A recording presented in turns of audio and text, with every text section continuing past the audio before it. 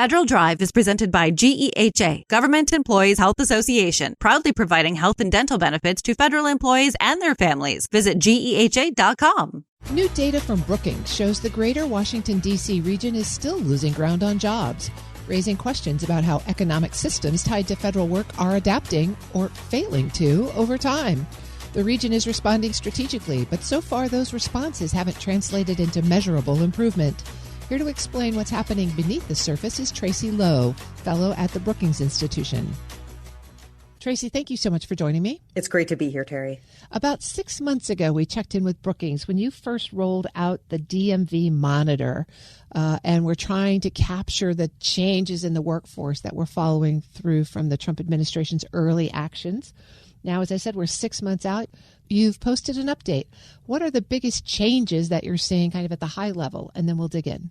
Well, the biggest change that we've seen is that in 2025, the DMV metro area, right, the area in Maryland and Virginia surrounding the District of Columbia, that region lost more jobs in 2025 than any other major metro area in the entire United States. Wow. That's a pretty big change. Not just a percentage share, but actually more jobs by count. Yeah, it was also the biggest percentage share, but it's also the biggest job loss in absolute terms. Let's start to break some of that down then, because we talk and our listeners are used to hearing us talk about job losses from federal government actions, but this was bigger than that. So kind of walk us through the pieces of the labor market and what you saw. Sure. The vast majority of the job loss that occurred in the DMV in 2025 was federal. I think something like 95%. The federal government is the nation's largest employer. And so the federal government shedding workers caused job loss in a lot of metro areas nationwide.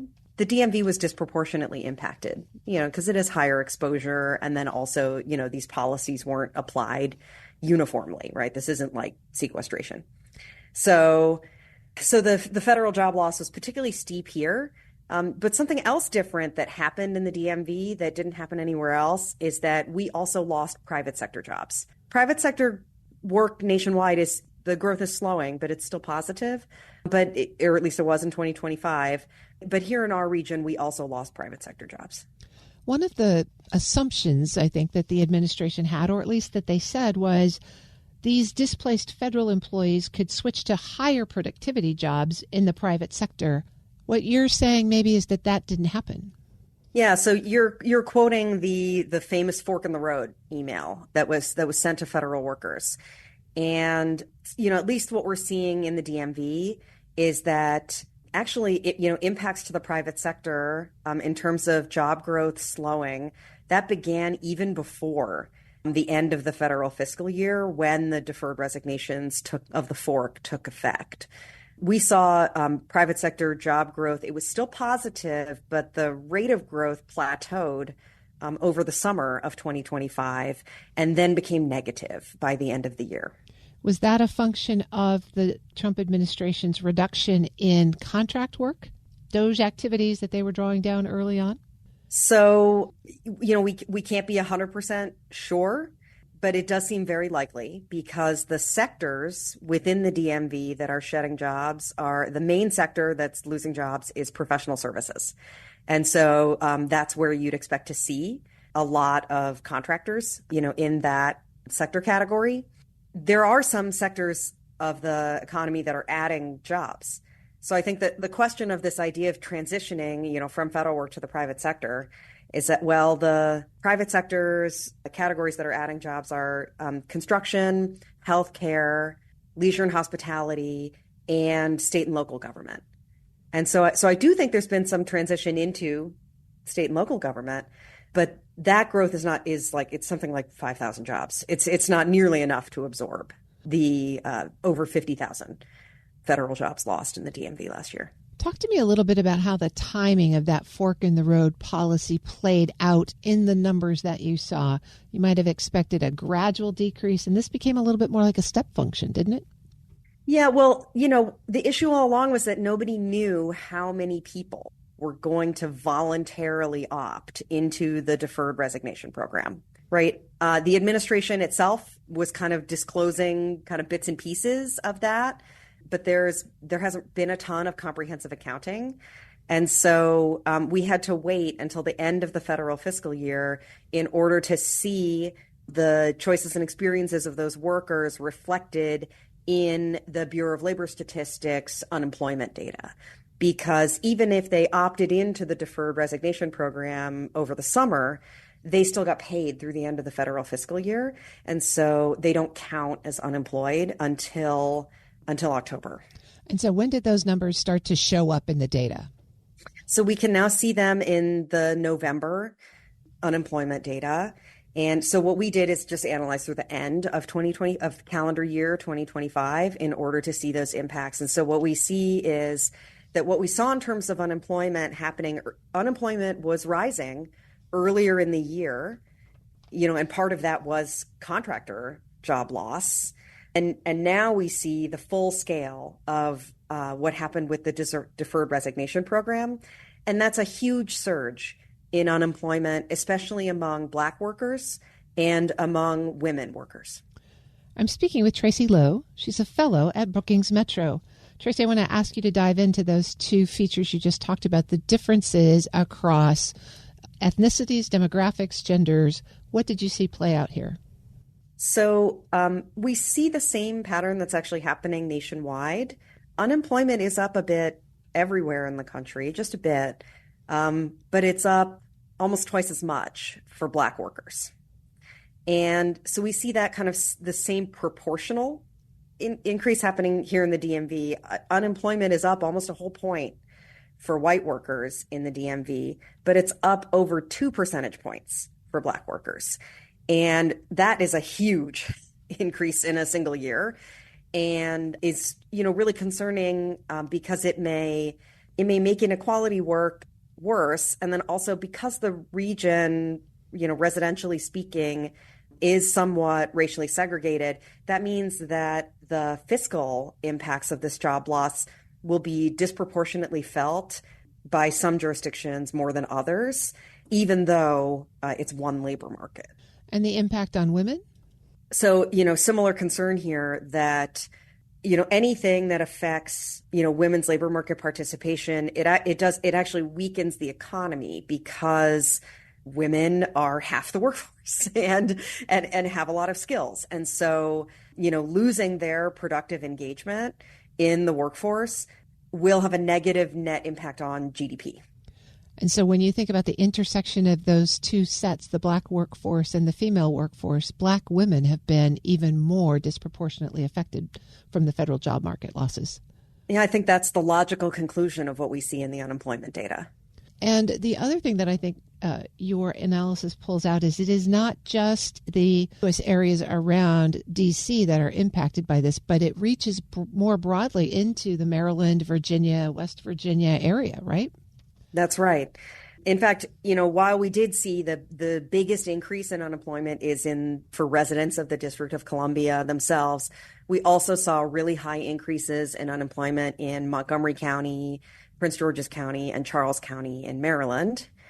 And when you look at what's happening in terms of trends with private sector job growth, that's an area where, Northern Virginia has been, in large, with the exception of Prince William County, has been largely impacted in very much the same way as the Maryland counties.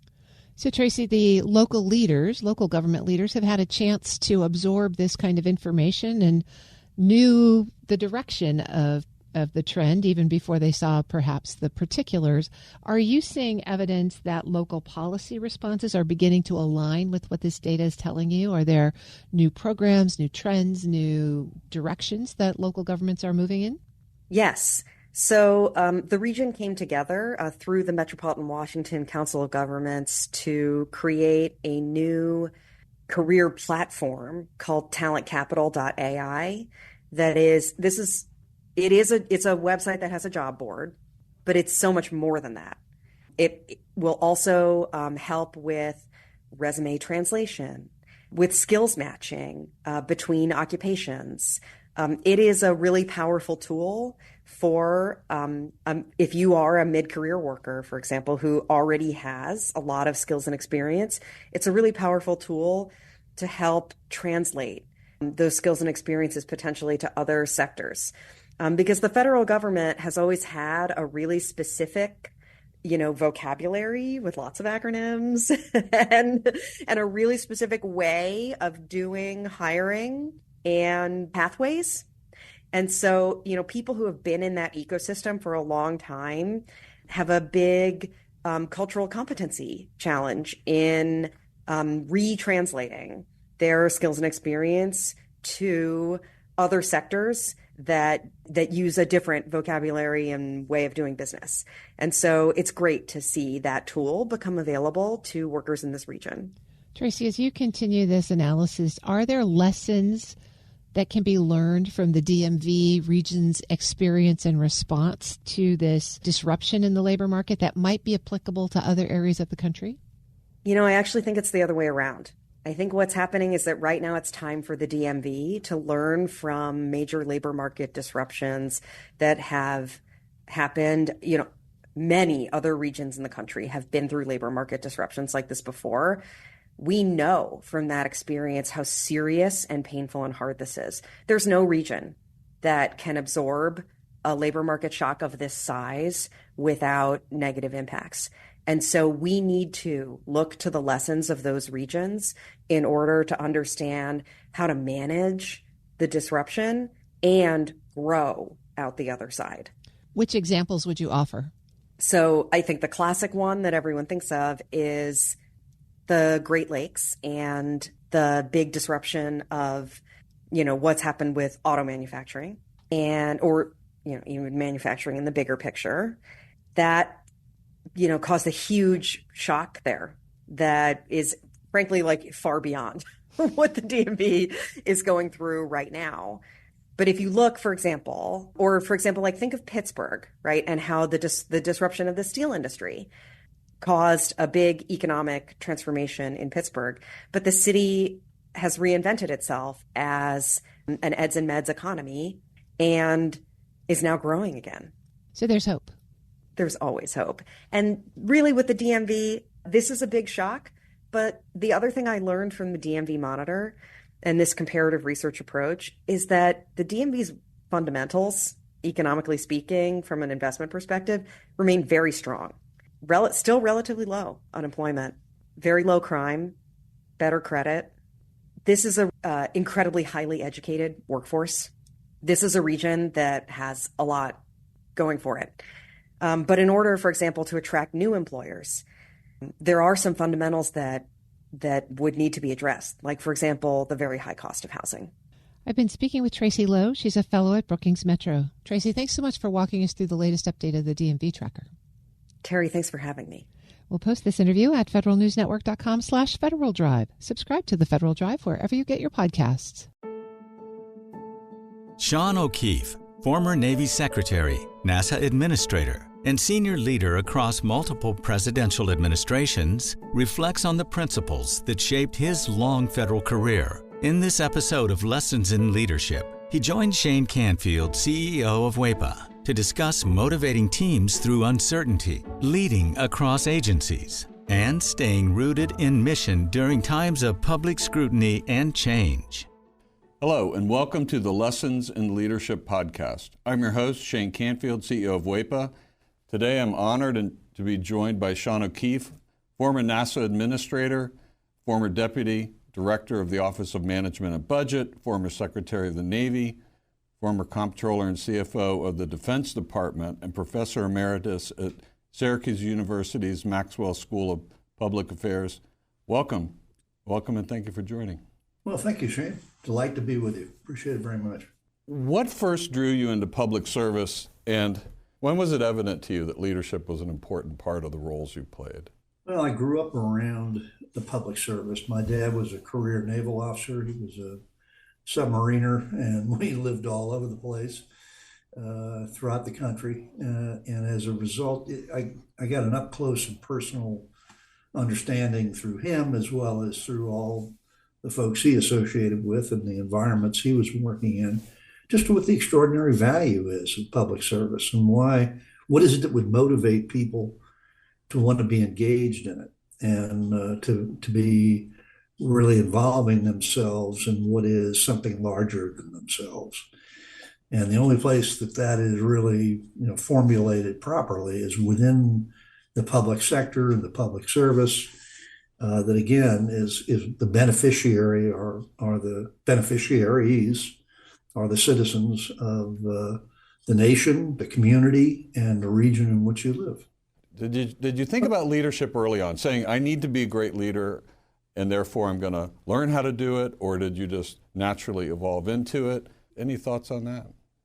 I guess it evolved by the great good fortune of being witness to several really extraordinary leaders, people who really did take the initiative to engage others in the task, to pull together and motivate folks to really contribute their very best to achieve an outcome. And I saw the value of that on multiple occasions and found that was the primary ingredient, the trait, the characteristic that needed to be exhibited is the fundamentals of leadership in moving everyone engaged towards a common objective.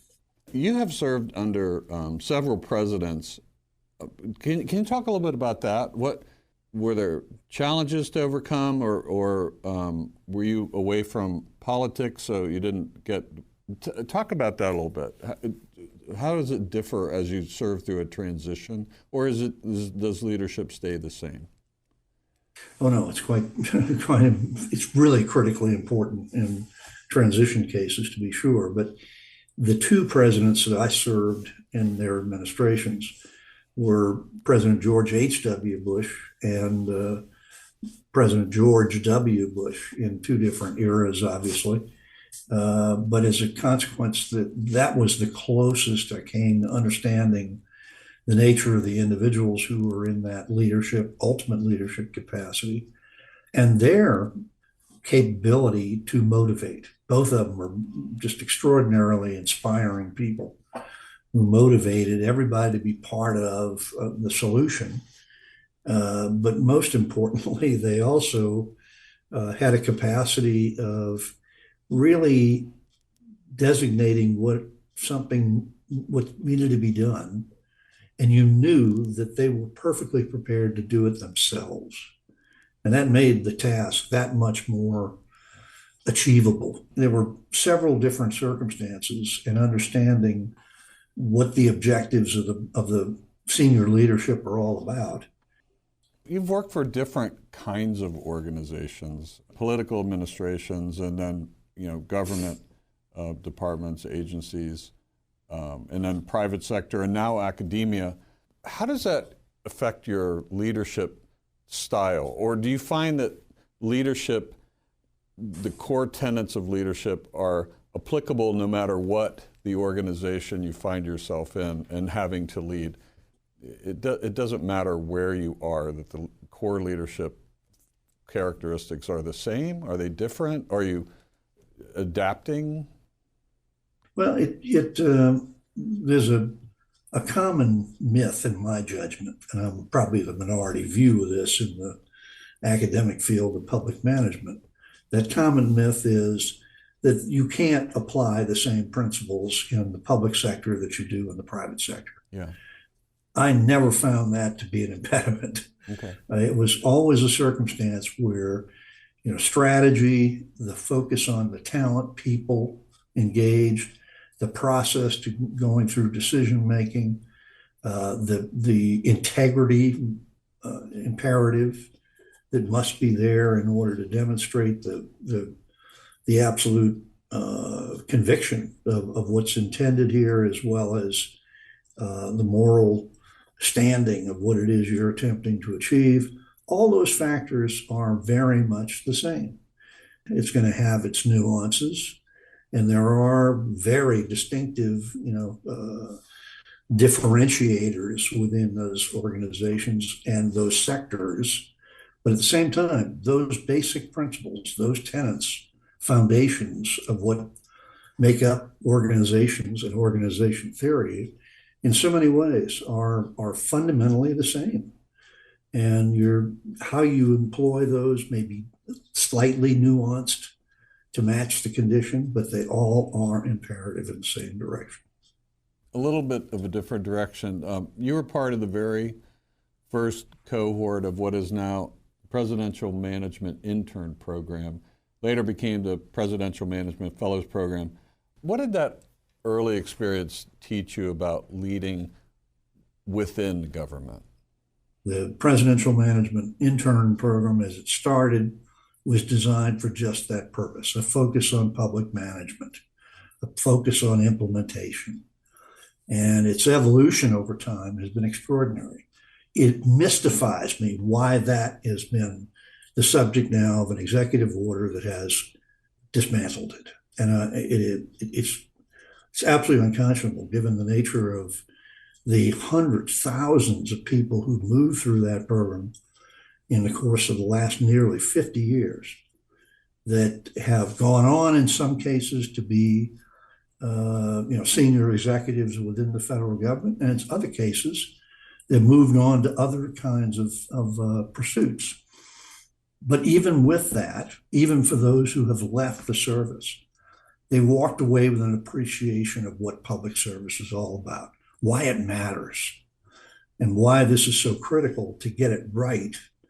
Because by and large, the reason why these functions are delegated to the public sector is because no one else can do it. Usually that's the case. It takes that kind of focus of a public entity in order to achieve an outcome that frankly would not be achieved in other spheres. So as a result of that, it gave me an incredibly in-depth understanding of that process at a very early stage in my career that has lasted the entirety of that professional experience. A closing question: who has influenced your leadership style, and what about their example stays with you? And that question can be cast broadly. So, inside government, outside government, perhaps not government at all. Somebody that you've met, reported to, been mentored by, a broad net. But when you think about broadly, when you think about who has influenced you, who comes to mind? I would have to say that the number one, hands down, greatest influence during the course of my life was my dad. He was an engineer, so everything was a calculated risk. I think I was probably 25 before I realized the answer was not to be found for everything in a slide rule, but that was his bent and his mindset. And he taught me how to think critically. And it really was one of the most extraordinary attributes.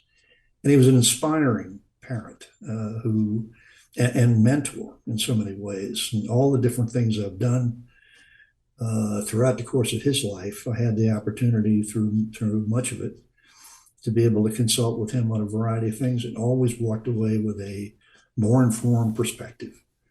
Dad was an extraordinary public servant in his own right. Well, Sean, thank you very much for sharing your insights and experiences.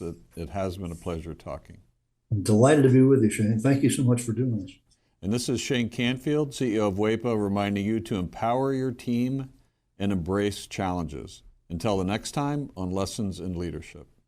Find the full podcast and future episodes of Lessons in Leadership on the Federal News Network app and anywhere you enjoy your podcasts.